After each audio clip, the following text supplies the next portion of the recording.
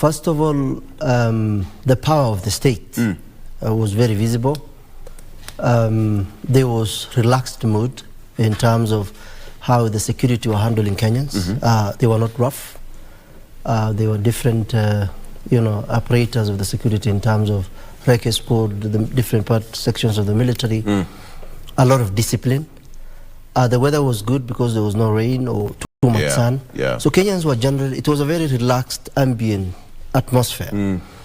And it was my first national event. Really? In my life.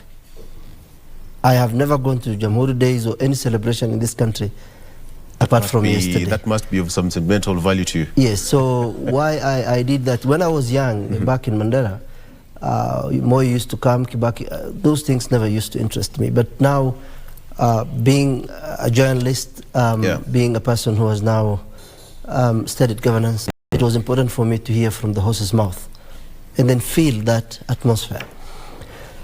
And after listening to him, I saw a very disciplined president, generally very particular with his dressing, very particular with his style. Yes. The order of the whole event was timely because I was there as early as 8:30. The president was there at 10, unlike his predecessor, who used to come at maybe 11 or 11:30 or thereafter. So the whole thing was, even the speeches, it was only the governor of Nairobi, Sakaja, the deputy president, and so the mood was that they allowed more entertainment. There were cultural people presenting their songs, so it was more of a celebration of a country than politicians lecturing Kenyans on what to do, what not to do. Because the whole speech was like 3 people, and then there were prayers from. So I think Kenya, what I saw yesterday there is that if we take the discipline of our forces, especially the military, and then use that in our lifestyle, both at the private life and the governance mechanics, then Kenya is a country with huge potential, and management of resources is what is.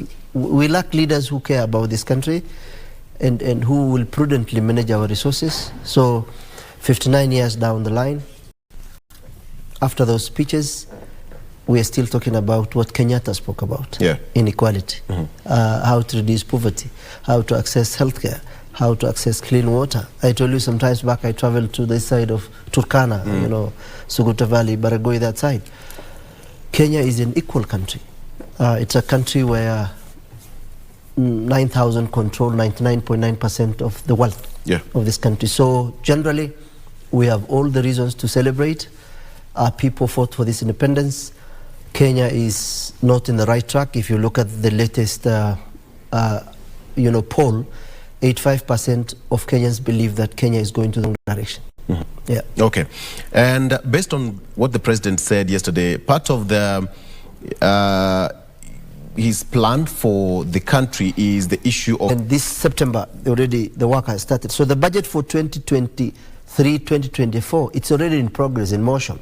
It's processes, because it's more than 8-9 stages. So once we go into January, he will be talking about his budget. Now, he needs to invest in that so that the 47 counties, partly agriculture is devolved.